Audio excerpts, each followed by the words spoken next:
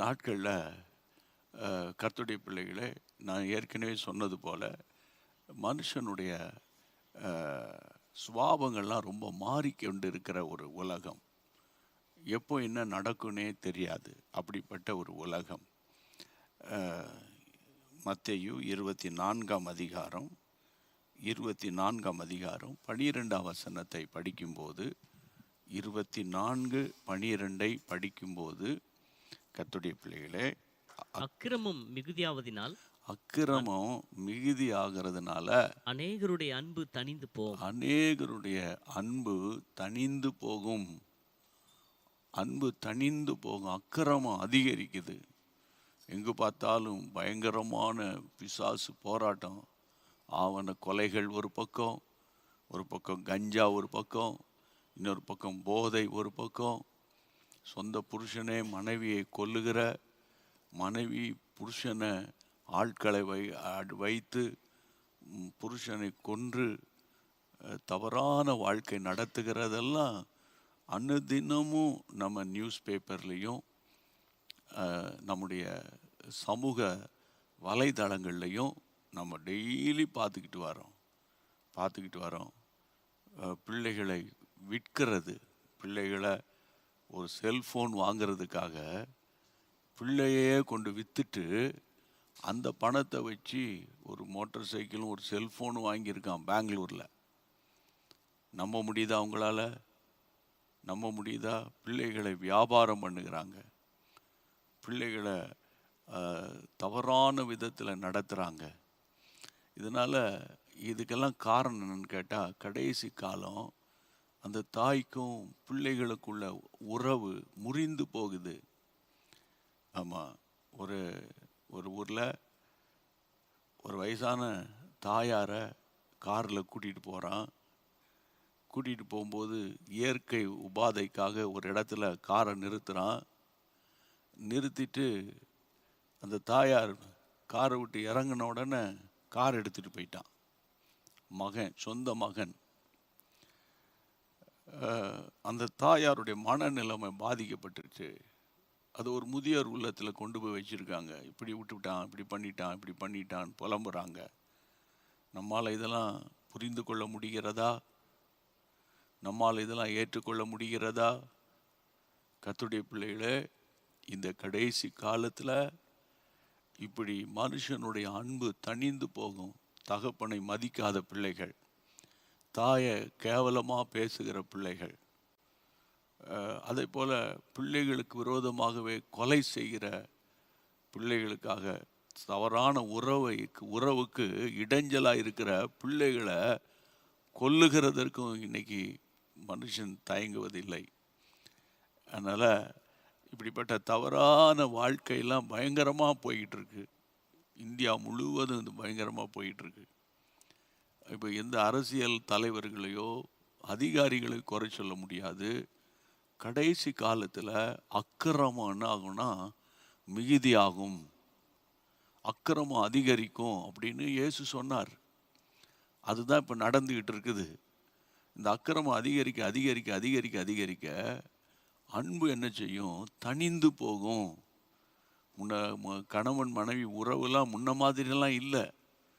ரூபாய்க்கும் பணத்துக்கும் சொத்துக்கும் தான் இன்னைக்கு கணவன் மனைவி என்ற ஒரு அவல நிலைமைக்கு உலகம் போய் கொண்டிருக்கிறது. அதனால் பிரியமானவர்களே, நம்முடைய ஆத்துமாவை நம்ம காத்து கொள்ளணும். இதெல்லாம் பார்க்கும்போது அவர் வாசல் அருகே வந்து விட்டாரோ, இயேசு சீக்கிரமாய் வரப்போகிறாரே என்ற ஒரு பாரம் நமக்குள்ளே உண்டாகுது. அப்போது இன்னைக்கு இந்த புதன்கிழமையில் மிஷினரிகளுக்காக மட்டுமல்ல, உங்கள் ஆத்துமாவுக்காக நீங்கள் ஜெபிக்கணும். சரியா? ஏதோ ஒரு டைம் பாஸுக்காக சகோதரன் ராபின்சன் பிரதர் இப்படி நடத்திக்கிட்டு இருக்காரு அப்படின்னு நீங்கள் என்ன தவறாக நினச்சிடாதீங்க. உங்கள் ஆத்துமா ரொம்ப முக்கியம்.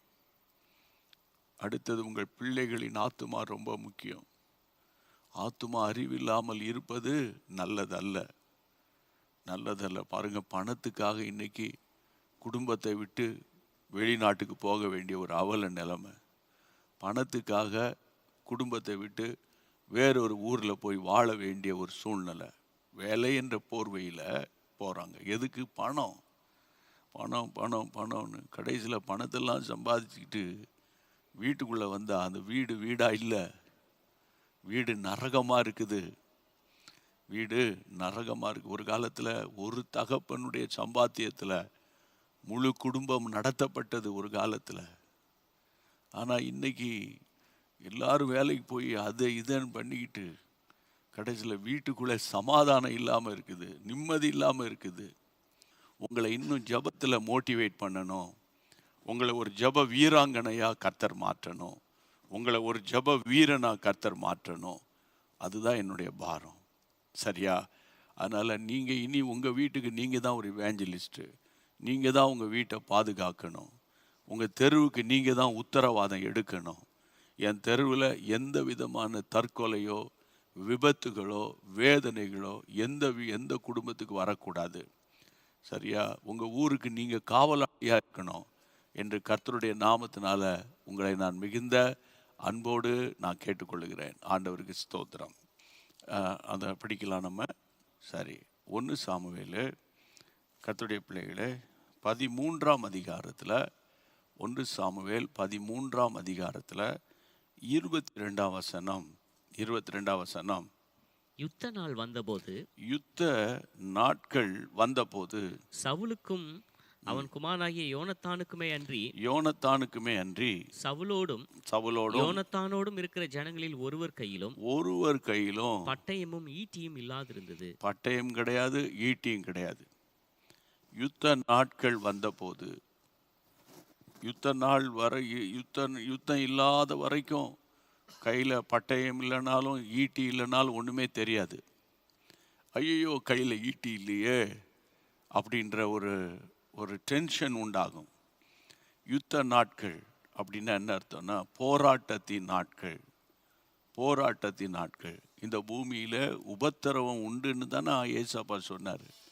இந்த பூமியில் உனக்கு உபத்திரம் உண்டு, ஆகிலும் திடன் கொள்ளு, இயேசுவாகிய நான் ஜெயித்தேன், உலகத்தை ஜெயித்தேன்னு சொன்னார்ல.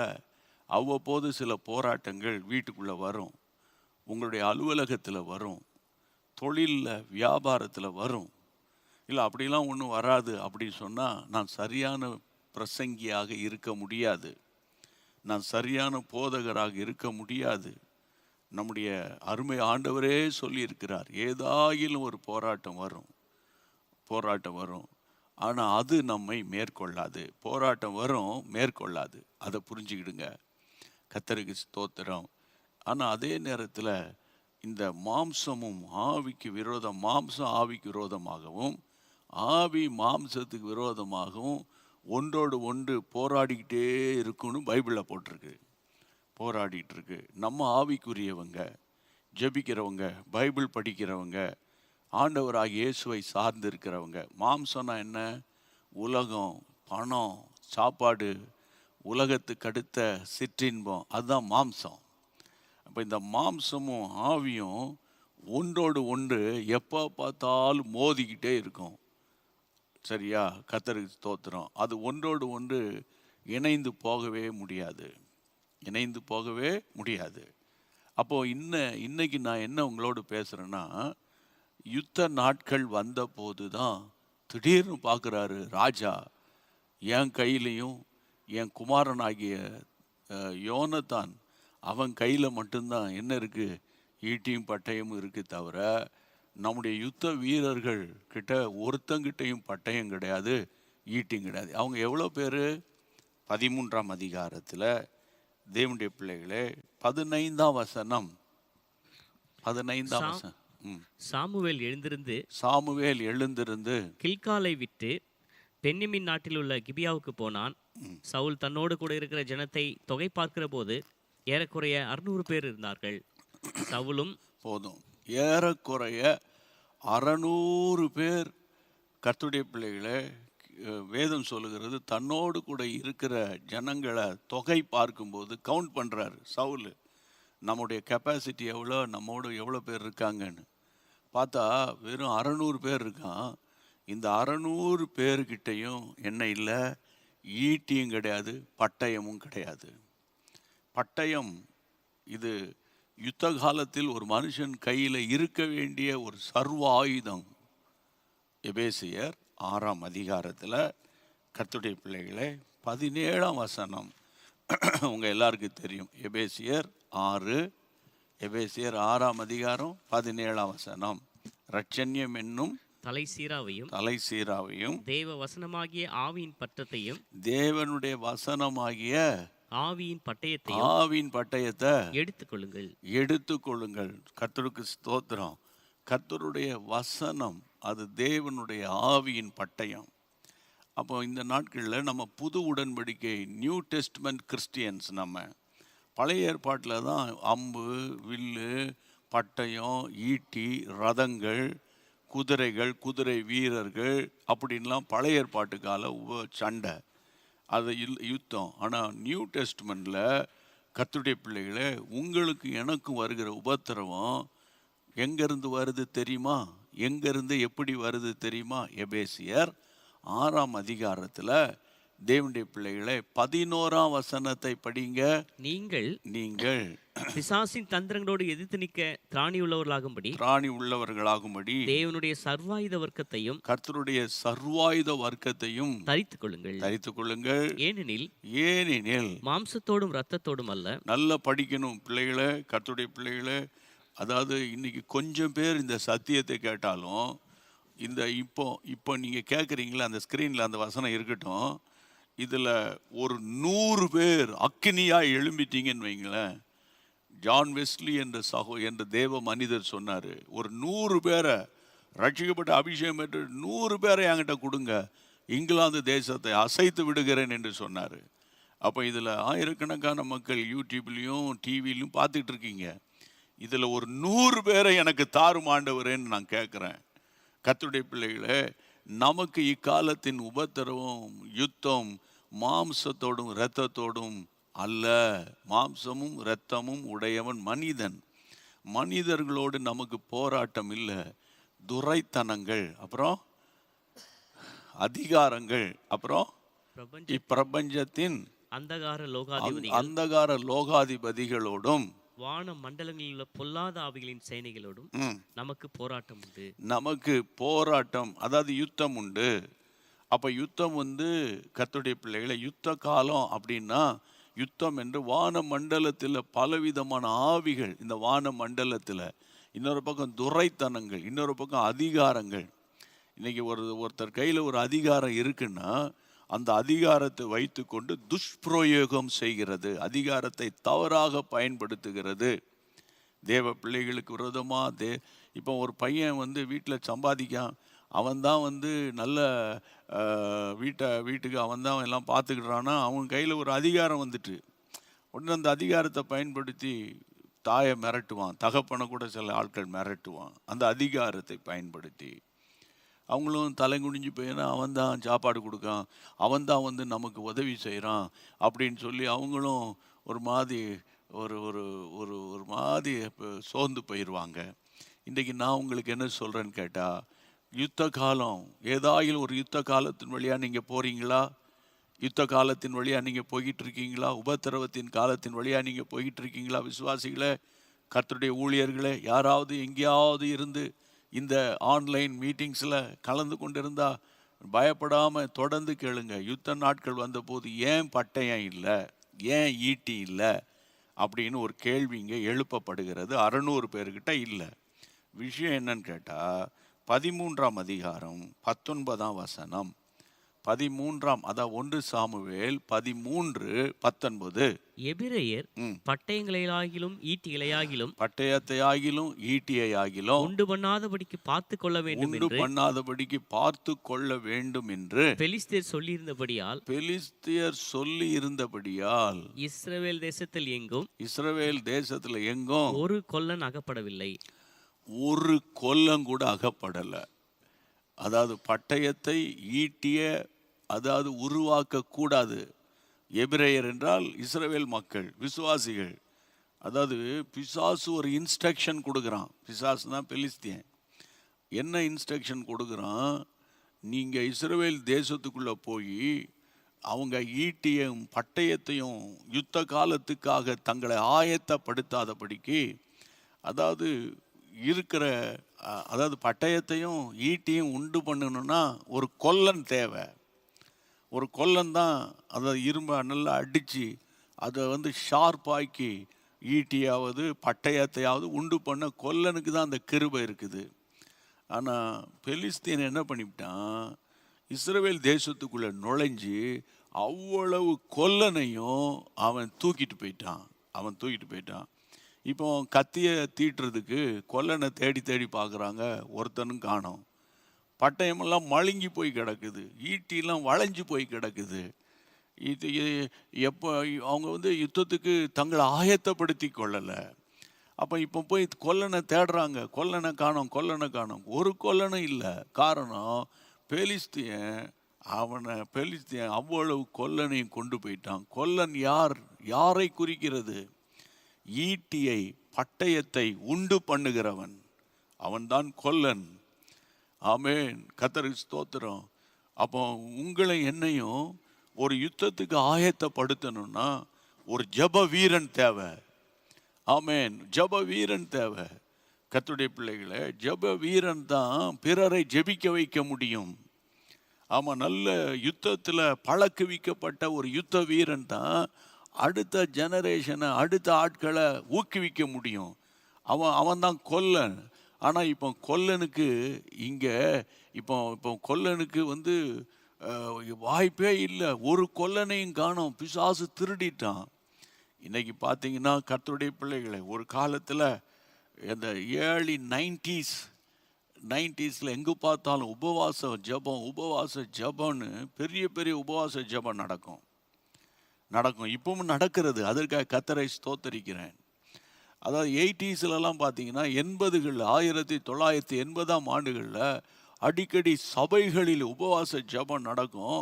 மக்கள் எப்படி வருவாங்க தெரியுமா? இந்த நாட்களில் இருக்கிற நவீன வசதிகளோ, இந்த நாட்களில் இருக்கிற சாலை வசதிகளோ, இந்த நாட்களில் இருக்கிற போக்குவரத்து வசதிகளோ, இந்த நாட்களில் இருக்கிற தொலைபேசி தொடர்போ அந்த நாட்களில் இல்லாத ஒரு காலம். ஆனால் மக்கள் தாகத்தோடு ஓடி வருவார்கள். ஆமாம், கர்த்தருக்கு ஸ்தோத்திரம். ஆனால் இந்த நாட்களில் கொல்லர்களை பார்க்க முடியல. ஜெபம் நடத்துகிறவர்களுக்கு பஞ்சம், பாட்டு பாடுகிறவர்களுக்கு பஞ்சம் கிடையாது. நான் சொல்றதுக்கு மன்னித்து கொள்ளுங்க, பாட்டு நடத்துகிறவங்களுக்கும் பஞ்சம் கிடையாது. ஆனால் ஜெபம் பண்ணுகிற ஆட்களுக்கும் ஜெபம் நடத்துகிற ஆட்களுக்கும் பஞ்சம். ஜெபம் பண்ணுவது வேற, ஜெபம் நடத்துவது வேற. நான் ஜெபம் பண்ணுறதா இருந்தால் என் ரூமுக்குள்ளே போய் என் ரூமை பூட்டிக்கிட்டு பரலோக தேவனுடைய கதவை தட்டி ஜெபிக்கணும். அது தனி ஜெபம். ஜெபம் நடத்துகிறது என்று கேட்டால், இப்போ நான் உங்களோடு பேசிக்கிட்டு இருக்கேன்ல, நான் பார்த்து கண்ட முடியாண்டவரே தோத்துறமாப்பா அப்படி பண்ணால் என்னமோ பிரதர் ஜெபம் பண்ணுறான்னு வைங்க. அப்படி இருக்கக்கூடாது. நான் உங்களை வசனத்தை சொல்லி உங்களை ஜெபிக்க வைக்கணும். அதுதான் ஜெபம் நடத்துவது. அதுக்கு பேர் தான் ஜெபம் நடத்துவது. அப்போ இங்கே கர்த்தருடைய பிள்ளைகளை, ஈட்டியும் யுத்த ஆயுதங்கள் இருக்குல்ல. ஜெபம் என்பது ஒரு ஆயுதம், அபிஷேகம் என்பது ஒரு ஆயுதம். சரியா? கர்த்தருக்கு ஸ்தோத்திரம். பரிசுத்தம் என்பது ஒரு ஆயுதம். இந்த ஆயுதத்தை உண்டு பண்ணுகிற கொல்லனை அவன் கொண்டு போயிட்டானே, திருடிட்டு போயிட்டானே, தூக்கிட்டு போயிட்டானே. அதனால தான் இன்னைக்கு நிறைய சபைகளில் பரிசுத்தத்துக்கு அடுத்த போதனைகள் குறைந்து போய்விட்டது. உபதேசத்துக்கு அடுத்த போதனைகள் குறைந்து போய்விட்டது. உபவாச ஜபத்தை பற்றி ஃபோக்கஸ்டு ப்ரீச்சிங் கிடையாது. பிளெஸ்ஸிங் ப்ரீச்சிங் தான் இன்னைக்கு அதிகமாக போயிட்டு இருக்குது. அது தேவை. என்னை பொறுத்தவரையில், நான் தேவனை தேடினால் பணம் என்னை தேடி வரும். ஆமேன்னு சொல்கிறவங்க, ஆமோதிக்கிறவங்க கையை உயர்த்தி அல்லேலூயா சொல்லுங்க. நான் தேவனை தேடினால் பணம் என்னை தேடி வரியா? ஆமென், கர்த்தருக்கு ஸ்தோத்திரம். ஆண்டவரே, எனக்கு ஒரு சீரான குணத்தை தாரும் என்று குணத்தை நான் தேடினால் கர்த்தருடைய பிள்ளைகள் பணம் என்னை தேடி வரும். ஆமென். தேவனுடைய ராஜ்யத்தை நான் தேடணும். ஆண்டவருக்கு ஸ்தோத்திரம். அப்போ இந்த நாட்களில் கொல்லனை அவன் பிடிச்சிட்டு போயிட்டான். கொல்லன் ஊரில் ஒரு கொல்லனும் கிடையாது. அதனால தான் யுத்த காலத்தில் பட்டயம் இல்லாமல் போய்விட்டது. இப்போ இப்போ இவங்களுக்கு பட்டயம் வேணும்னா, இவங்களுக்கு ஈட்டி வேணும்னா எங்க போகணும் தெரியுமா? அவல நிலைமை. 20வது வசனத்தை படிங்க. 13:20. இஸ்ரவேலர் யாவரும் இஸ்ரவேலர் யாவரும் அவரவர் தங்கள் கொழு விரும்புகளையும் தங்கள் மண்வெட்டிகளையும் தங்கள் கோடாரிகளையும் தங்கள் கடப்பார்களையும் ஈட்டி கூர்மையாக்குறதற்கு தீட்டணும், கூர்மையாக்கணும்னா பெலிஸ்தீனிடத்துக்கு போக வேண்டியதா பாருங்க, இருந்தது. எங்க போக வேண்டியது பாருங்க. பெலிஸ்தீன் இடத்துக்கு போக வேண்டிய ஒரு அவல நிலைமை. ஆமா, தென்னிந்திய திருச்சபைகள்ல சில பேராயர்கள் ஆட்சி செய்யல, முன்னாள் நீதிபதிகள் ஆட்சி செய்கிறாங்க. திருச்சபையை நிர்வாகித்து நடத்துகிறது பிரதம பேராயராக இருக்கணும், அப்புறம் அந்த சபையின் பேராயராக இருக்கணும், அப்புறம் சபையின் போதகர் தான் சபையை நடத்த முடியும். எந்த அந்நிய மனுஷனும் சபையை நடத்த முடியாது. ஆனால் இன்றைக்கு அவல நிலைமை என்ன? ஆமாம், கர்த்தருடைய பிள்ளைகளே, அதாவது தேவனால் அபிஷேகம் பெறாத பீப்புள் சபையை நிர்வாகம் பண்ணுறான். அப்போ இதுக்கு காரணம் என்னன்னு கேட்டால், இதை தான் கொல்லனை தேடி எங்கே போக வேண்டியிருக்கு? பெலிஸ்தீன்கிட்ட போக வேண்டியிருக்கு. நான் பேசுகிற பாயிண்ட் புரியுதா உங்களுக்கு? ஆமாம், சபையாக இல்லாததுனால, சபையில் பரிசுத்தமும் ஜபமும் இல்லாததுனால, அப்போ இன்னைக்கு பார்த்தீங்கன்னா பேராயத்தை நிர்வகிக்கிற அந்த மனுஷனுக்கு போக்குவரத்து செலவு லட்சக்கணக்கான பணம், மிஷினரிகளுக்கு போக வேண்டிய பணம், ஊழியத்துக்கு போக வேண்டிய பணம், ஆலய கட்டுமானத்துக்கு போக வேண்டிய பணம். இன்னைக்கு மனுஷனுடைய போக்குவரத்துக்கும் செலவுக்கும் அவன் ஊழியக்காரர்களை ஐயர்மார்களை உட்கார வச்சு கேள்வி கேட்குற அளவுக்கு அவல நிலைமை. அவங்க மேலே குற்றம் கிடையாது, அவங்க மேலே ஆண்டவர் இஸ்ரவேல் ஜனங்கள் தவறான பாதைக்கு போயிட்டாங்கன்னா பெலிஸ்தீன் கையில் ஒப்பு கொடுத்துருவாரு. மேக்சிமம் சிம்சோனை ஆண்டவர் பேக்கப் பண்ணி பார்த்தாரு. தாய் மூலமாக தகப்பன் மூலமாக பேசி பார்த்தாரு. கடைசியில் அவன் திருந்துறதா இல்லை, கடைசியில் பெலிஸ்தீன் கையில் ஒப்பு கொடுத்துட்டாரு. பெலிஸ்தீன் கையில் அவன் அங்கேயே வாழ்ந்து கடைசியில் அவன் முடிவு பரிதாபமான முடிவு. என்ன ஒன்று, அவன் உயிரோடு இருந்து அடித்து நொறுக்குகிறதை விட அவன் மறிக்கும்போது ஏராளமானவர்கள் கொன்னான் அப்படின்னு பைபிளில் சொல்லியிருக்கு. என்று என் அன்பு தேவ பிள்ளைகளே, இந்த கடைசி காலத்தில் மனுஷனுடைய அன்பு தணிந்து போன காலத்தில் உங்கள் குடும்பத்தை நீங்கள் ஃபோக்கஸ் பண்ணுங்க, உங்கள் பிள்ளைகளை ஃபோக்கஸ் பண்ணுங்க. யாரையும் குறை சொல்லிட்டு இருக்க வேண்டிய அவசியம் கிடையாது. இது கடைசி காலம். இப்படி தான் இருக்கும். நான் ஒரு ஊழியனாக இருந்தால் நான் ஒரு ஊழியம் செய்யணும். நான் போய் பிஸ்னஸ் பண்ணக்கூடாது. பிஸ்னஸ் மேலே வேலையை செய்யணும். இங்கே பிசாசு உள்ளே நுழைந்து விட்டதுனால இன்றைக்கு ஒரு அவல நிலைமை ஏற்பட்டிருக்கிறது. எல்லாரும் பாரத்தோடு, ஆண்டவரே கொல்லன்களை பெலிஸ்தியர் பிடிச்சிட்டு போயிட்டான், அதனால் ஆண்டவரே உமக்கு ஸ்தோத்திரம், என் பட்டயம் எப்பொழுதும் கூர்மையாக இருக்கணும். ஜெபம் பண்ணுவோமா? என் பட்டயம், என்னுடைய ஆவியின் பட்டயம் ஆகிய வேத வசனம் ஷார்ப்பாக இருக்கணும். நான் வசனத்தில் ரொம்ப ஷார்ப்பாக இருக்கணும். நான் வசனத்தை நல்லா படிக்கணும். ஹல்லேலூயா. நான் வசனத்தை நல்லா படிக்கணும். நான் நல்ல வசனத்தை படிக்கணும். இயேசு கிறிஸ்துவின் நாமத்தினால வசனத்தில் ஊறி போயிருக்கணும். எந்த துருபதேசக்காரர்கள் வந்தாலும் ஆண்டவரை எதிர்த்து போராடுவதற்காண்டி கிருபை எனக்கு வேணும். அப்படிப்பட்ட கிருபையை கர்த்தர் எனக்கு தரணும். உம்முடைய அன்பின் கைகளில் ஒப்பு கொடுத்து ஜெபிக்கிறேன். இந்த நாளில் ஆண்டவர் கொடுத்த இந்த சத்தியத்தின்படி, ஆண்டவர் யுத்த காலம் வந்தபோது தான் பட்டயங்க ஈட்டியங்க, ஐயோ நம்ம ஈட்டியெல்லாம் மழுங்கி போய் கிடக்க என்ற ஒரு அவல நிலைமைப்பா. ஆனால் எப்பொழுது நாங்கள் ஜாக்கிரதை உள்ளவர்களாக, எப்பொழுது எங்களுடைய ஈட்டியும் எங்களுடைய கர்த்தருடைய பிள்ளைகளை பட்டயமும் கூர்மையாக்கப்பட்டதா இருக்கணும்ப்பா, தீட்டப்பட்டதா இருக்கணும்ப்பா. ஆண்டவரை மழுங்கி இருந்தா அதிகமா ஸ்ட்ரெயின் பண்ண வேண்டியதா இருக்கும்பா. எங்க கத்தி மழுங்கி போயிருந்தா அதிகமா ஸ்ட்ரெயின் பண்ண வேண்டியதா இருக்கும்பா. இயேசுவின் நாமத்தினால இன்றைக்கு நான் ஜெபிக்கிறேன். ஆன்லைன்ல யாரெல்லாம் இருக்கிறாங்களோ அவர்கள் ஜெப ஜீவியம் ஷார்ப்பா இருக்கட்டும், வசன ஜீவியம் ஷார்ப்பா இருக்கட்டும். எங்களுடைய ஜேஎம்எம் குடும்பம், எங்களுடைய யூடியூப் ஃபேமிலி கர்த்தரால் ஆசீர்வதிக்கப்படட்டும். அதிசயம் டிவி, ஷம்மா டிவி போன்ற டிவி சேனல்களை யார் இணைந்திருக்கிறார்களோ அவர்களுக்குள்ள தேவ பலன் உண்டாவதாக என்று நான் ஜெபிக்கிறேன். கர்த்தர் ஜெபத்தை கேட்டபடியால் ஸ்தோத்திரம், ஸ்தோத்திரம், ஸ்தோத்திரம், ஸ்தோத்திரம், ஸ்தோத்திரம். அவர்களுக்காக உம்முடைய கைகளிலிருந்து நான் அற்புதங்களை எடுத்துக்கொள்கிறேன் அப்பா. உம்முடைய பரிசுத்த நாமம் மகிமைப்படட்டும். இயேசுவின் நாமத்தில் ஜெபிக்கிறோம் பிதாவே, ஆமென். சப்ஸ்கிரைப் பண்ணாதவங்க உங்க செல்போன் எடுத்து யூடியூபுக்குள்ள போய் ஜீசஸ் மீட்ஸ் மினிஸ்ட்ரின்னு டைப் பண்ணுங்க. அங்க நம்முடைய சேனல் ஓபன் ஆகும்போது சப்ஸ்கிரைப் என்ற இடத்துல டச் பண்ணி நீங்க சப்ஸ்கிரைப் பண்ணிக்கோங்க. ஆண்டவர் நடத்துவார். அனுதினமும் ஆவியானவரோடு தமிழ்ல, இங்கிலீஷ்ல, ஹிந்தியில மற்றும் தெலுங்கு மொழியில ஒவ்வொரு நாள் 5:30 மணி காலையில வருகிறது. நீங்க சப்ஸ்கிரைப் பண்ணி கேட்டு கர்த்தருக்குள்ளே பலப்பட உங்களை மிகுந்த அன்போடு நான் கேட்டுக்கொள்கிறேன். கர்த்தரை ஸ்தோத்திரம் பண்ணுங்க. ஆண்டவர் கிருபையாய் நம்மை நடத்துவார். எல்லாரும் சேர்ந்து சொல்லிடுவோம். என் ஆத்துமாவே கர்த்தரை ஸ்தோத்திரி, என் முழு உள்ளமே அவருடைய பரிசுத்த நாமத்தை ஸ்தோத்திரி.